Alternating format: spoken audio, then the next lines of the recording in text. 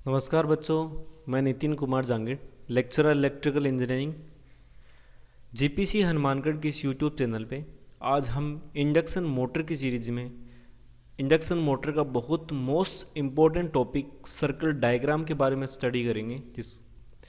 देखिए circle diagram है क्या और इसका इम्पोर्टेंस क्या है। बेसिकली क्या है कि अगर मैं आपको सीधे सीधे शब्दों में समझाऊँ, अगर आपको स्विचिंग जो है, सपोज आप अगर मोसफेट खरीदने जा रहे हो किसी मार्केट में, तो आप क्या करते हो, उस मोसफेट की रेटिंग शीट देखते हो और उस रेटिंग शीट से आपको क्या पता चलता है कि उसकी वोल्टेज रेटिंग कितनी है, उसकी जो मोसफेट है उसकी करंट रेटिंग कितनी है, उसकी पीक इनवर्स वोल्टेज कितना है, वो उस रेटिंग शीट से आपको पता चलता है। तो बेसिकली वो जो रेटिंग शीट है वो बता रही है उस मोसफेट के ओवरऑल परफॉर्मेंस के बारे में। सेम यहाँ भी अगर हम बात करें सर्किल डायग्राम, तो सर्किल डायग्राम क्या बताता है, उस इंडक्शन मशीन की ओवरऑल परफॉर्मेंस के बारे में।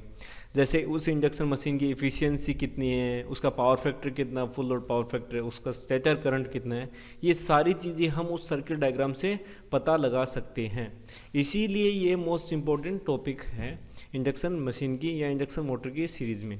तो चलिए आज हम इसके बारे में डिस्कस करते हैं कि सर्किट डायग्राम होता कैसे है, कैसे बनता है, और फिर उस डायग्राम से हम कौन कौन सी इन्फॉर्मेशन उस इंडक्शन मशीन की हम पता कर सकते हैं। तो चलिए फिर चलते हैं।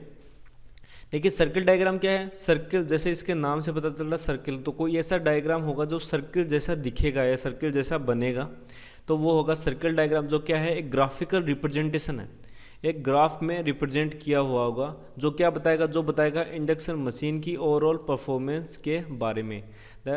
एक circle diagram is a graphical representation of the overall performance of N induction machine. उस इंडक्शन मशीन की ओवरऑल परफॉर्मेंस के बारे में बताएगा। अब हमें उस सर्किल डायग्राम ओवरऑल परफॉर्मेंस तो बताता है, लेकिन हमें वो परफॉर्मेंस कौन कौन सी इन्फॉर्मेशन उस सर्किल डायग्राम से मिलेगी। तो देखिए ये इंपॉर्टेंस क्या है कि हम कौन कौन सी इन्फॉर्मेशन उस सर्किल डायग्राम से पता कर सकते हैं।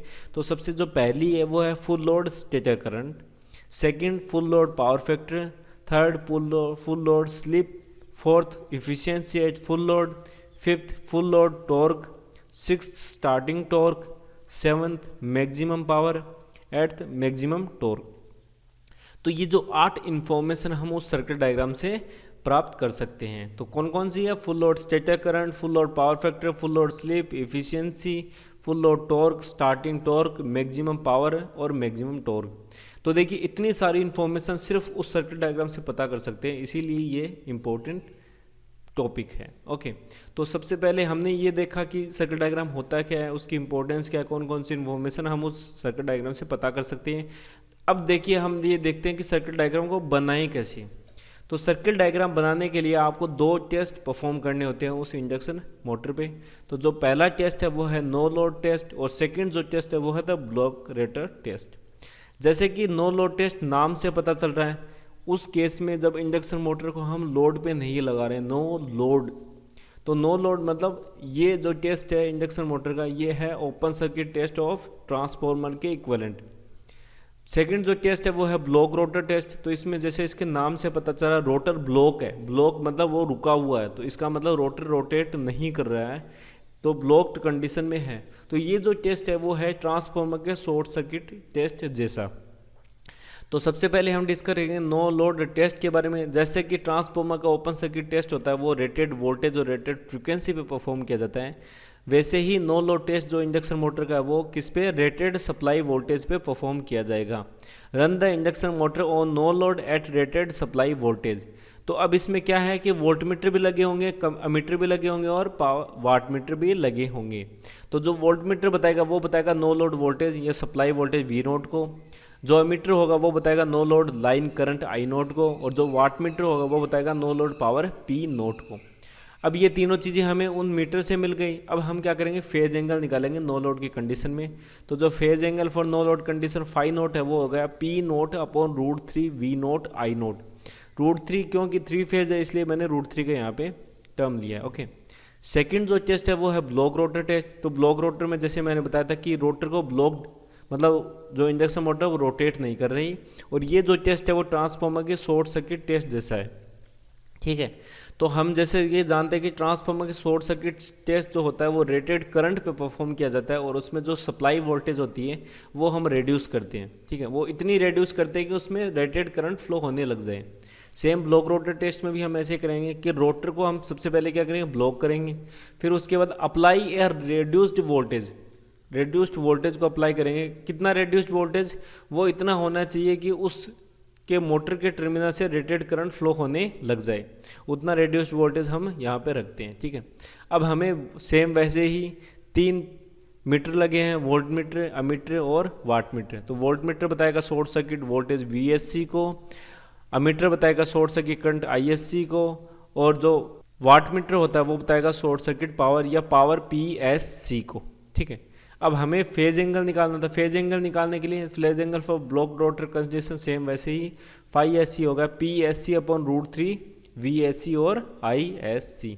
तो हमने 2 टेस्ट परफॉर्म कर लिए, कौन कौन से, नो लोड और ब्लॉक रोटर टेस्ट, और इन्हीं के डेटा से हम क्या बनाएंगे, सर्किल डायग्राम ड्रॉ करेंगे। तो चलिए चलते हैं फिर सर्किट डायग्राम कंस्ट्रक्ट करने के लिए। तो ये कुछ स्टेप्स हैं, जैसे कि हम पहले हॉरिजॉन्टल और वर्टिकल एक्सिस ड्रॉ करते हैं, उसके बाद उसके कुछ पॉइंट्स को मिलाते रहते हैं। ये सारे स्टेप्स जैसे 1 to 8 एंड देन 9 to 15 और ये 16 to 18, ये जो 18 स्टेप्स हैं, इस स्टेप से हम सर्किल डायग्राम को कंस्ट्रक्ट करेंगे। सबसे इजी वे में आपको बताया गया है, एनिमेशन के थ्रू आपको यहाँ पे समझा दूंगा कि जो स्टेप्स है, जैसे पहला स्टेप है उसके अकॉर्डिंग हम कंस्ट्रक्ट करेंगे, दूसरे स्टेप बाय स्टेप प्रोसेस में चलेंगे, पूरा सर्किट डायग्राम हम इजीली और बहुत आसानी से समझ पाएंगे। तो चलिए चलते हैं फिर। ये जो स्टेप्स है, इस स्टेप्स के अकॉर्डिंग ही मैं ये ड्रॉ करूँगा, कंस्ट्रक्ट करूँगा सर्किल डायग्राम को। तो चलिए चलते हैं फिर कंस्ट्रक्ट करने के लिए। जो पहला पॉइंट है वो क्या है, draw horizontal axis OX and vertical axis OY। ये जो हॉरिजॉन्टल एक्सिस OX आ गया, वर्टिकल एक्सिस OY आ गया, जिसका जो y एक्सिस है वो बताएगा वोल्टेज को, स्टेटर वोल्टेज को रिप्रेजेंट करता है, ये वोल्टेज स्केल है, ठीक है। सेकंड क्या है, with suitable scale draw OQ। OQ क्या है, OQ लेंथ है। किसकी लेंथ है, इतनी लेंथ रखनी है हमें स्केल की कि वो नो लोड करंट को बताए। जैसे मान लो नो लोड करंट अगर मान लो आपकी आ गई 10 एम्पियर, ठीक है, तो आपको एक स्केल लेनी है जो आपको ये बताए कि भाई आप पर सेंटीमीटर कितना ले रहे हो। जैसे मान लो मैंने माना कि 5 एम्पियर पर सेंटीमीटर, तो उसकी लेंथ कितनी हो जाएगी, 2 सेंटीमीटर रखनी है आपको, क्योंकि 10 एम्पियर है ना। तो आप क्या करोगे, 2 सेंटीमीटर खोलोगे स्केल को और ऑन नोट के, और कितने एंगल पे रखना है इस वोल्टेज स्केल्स के, कितने एंगल पे, तो ये हो जाएगा 5 नोट जो हमने कैलकुलेट किया था नो लोड टेस्ट से, उतने एंगल पे हम रखेंगे यहाँ पे। तो ये ड्रा हो गया OQ, ये हो गया OQ जो है नो लोड, OQ है नो लोड करंट की लेंथ, और ये 5 नोट है नो लोड एंगल, ठीक है। फिर इस Q से हम क्या करते हैं, एक जो लाइन ड्रॉ करते हैं जो OX के पैरेलल में होगा, जिसे हम बोलते हैं QL। देखिए यहाँ पे दिखा, draw a horizontal line QL parallel to OX, ठीक है। थर्ड हो गया। फोर्थ देखते हैं, ड्रा OG। OG क्या है, ISC शॉर्ट सर्किट करंट है। जैसे शॉर्ट सर्किट करंट की मान लो वैल्यू आ रही हो, शॉर्ट सर्किट करंट की वैल्यू जो आ रही है वो मान लो आ रही है 20 एम्पियर, तो स्केल की लेंथ कितनी लेनी है, 5 एम्पियर पर सेंटीमीटर, तो हमें स्केल की लेंथ लेनी होगी 4 सेंटीमीटर। तो हम क्या करेंगे, 4 सेंटीमीटर के अकॉर्डिंग स्केल की लेंथ लेंगे। तो क्या करेंगे, OG हो गया आपका 4 सेंटीमीटर, तो ये हो गया OG, ठीक है, ये हो गया OG 4 सेंटीमीटर, और इसका एंगल कितना, कितने एंगल पे, 5SC short circuit angle 5SC पे रखेंगे हम, ठीक है, ये हो गया। उसके बाद हमें क्या करना है, हमें ड्रॉ करना है नेक्स्ट जो पॉइंट है वो draw Q and G output line. ये जो Q एंड G इसको मिलाएंगे तो ये मिल जाएगी हमें आउटपुट लाइन QG, ठीक है, ओके। उसके बाद जो नेक्स्ट पॉइंट है वो क्या है, draw perpendicular bisector to QG। इस QG को हमें क्या करना है, परपेंडिकुलर 2 भागों में बांटना है, जो क्या करेगा, इस QL को एक बिंदु P पे मिलेगा। तो इस QL को बिंदु P पे मिल रहा है और QG को बराबर भागों में बांट दिया, परपेंडिकुलर बाइसेक्टर, ठीक है।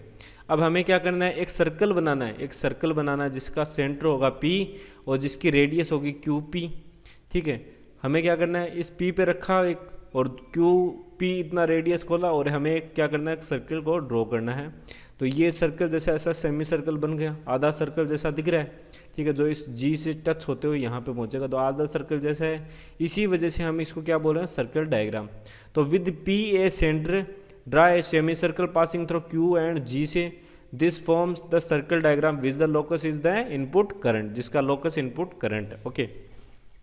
जो नेक्स्ट या 8वां स्टेप है वो क्या है, वो है फ्रॉम पॉइंट जी, इस पॉइंट जी से हमें एक वर्टिकल लाइन, इस वर्टिकल एक्सिस के पैरेलल में एक वर्टिकल लाइन खींचनी है जो इस क्यू एल लाइन को जी जे पे कट करेगा। ठीक है, जो इस क्यू एल लाइन को जे पे कट करेगा, G J to meet the line Q L को।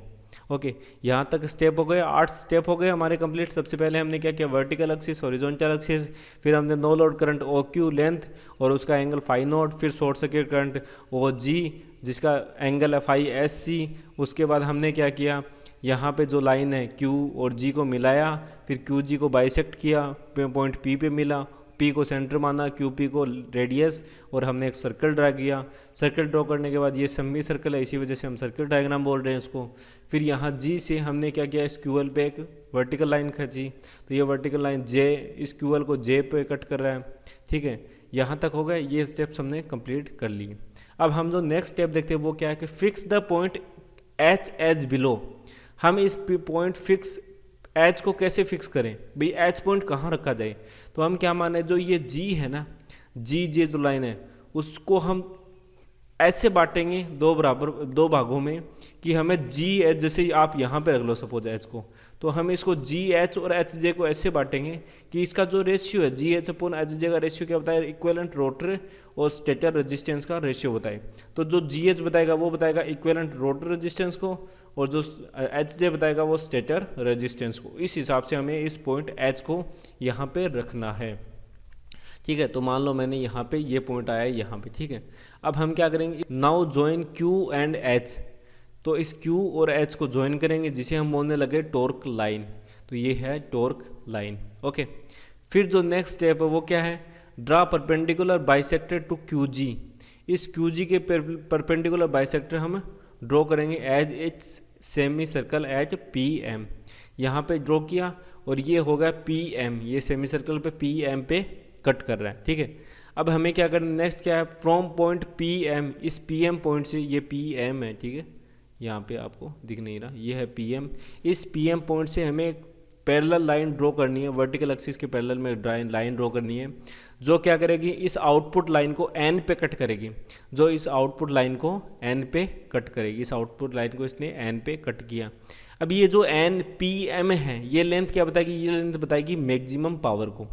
एन पी एम क्या बताएगी, ये बताएगी मैक्सिमम पावर को। इसकी जो लेंथ है ना वो बताएगी मैक्सिमम पावर को। ओके, फिर जो नेक्स्ट स्टेप है वो क्या है, वो है ड्रा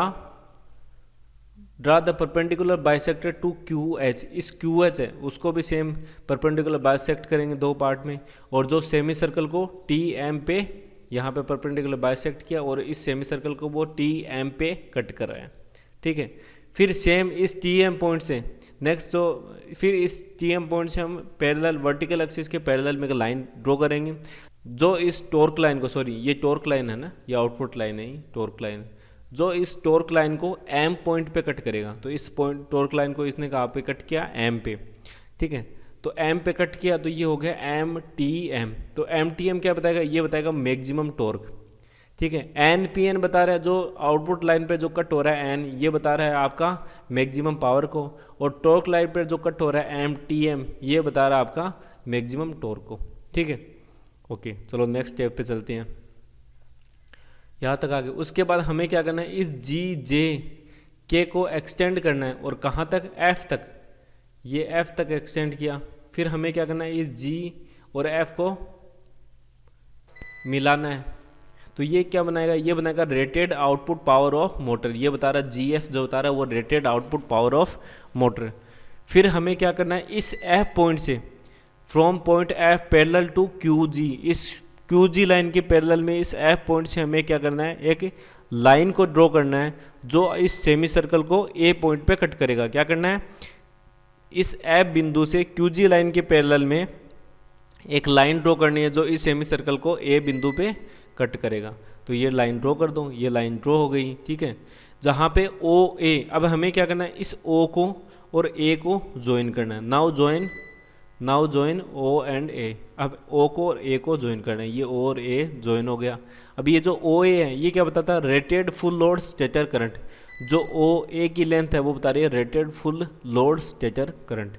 ठीक है, चलो फिर नेक्स्ट स्टेप पे चलते हैं। नेक्स्ट स्टेप क्या है, अब ये हमारे पास हो गया। अब हमें क्या करना है, एक लाइन ड्रॉ करनी है इस पॉइंट ए से वर्टिकल एक्सिस के पैरेलल में, वो हो जाएगी A D C B E. अब ये जो 5-1 है ये क्या बता रहा है, ये बता रहा है फुल लोड स्टेटर करंट का पावर फैक्टर या फुल लोड पावर फैक्टर, ठीक है। फिर हमने पॉइंट ए से हमने क्या किया, एक वर्टिकल एक्सिस के पैरेलल में एक लाइन खींची जो इस आउटपुट लाइन को डी पे कट कर रही है, टॉर्क लाइन को सी पे कट कर रही है, क्यूअर लाइन को बी पे कट कर रही है, और जो हमारी हॉरिजॉन्टल एक्सिस को ई पे कट कर रही है। अब यहाँ पे देखिए ये क्या चीज़ है, ए ई है इनपुट पावर, ये जो ए और ई की लेंथ है वो है इनपुट पावर। ए डी क्या बता रहे हैं, आउटपुट पावर। ये जो ए और डी है इसकी लेंथ है वो बता रही है आउटपुट पावर।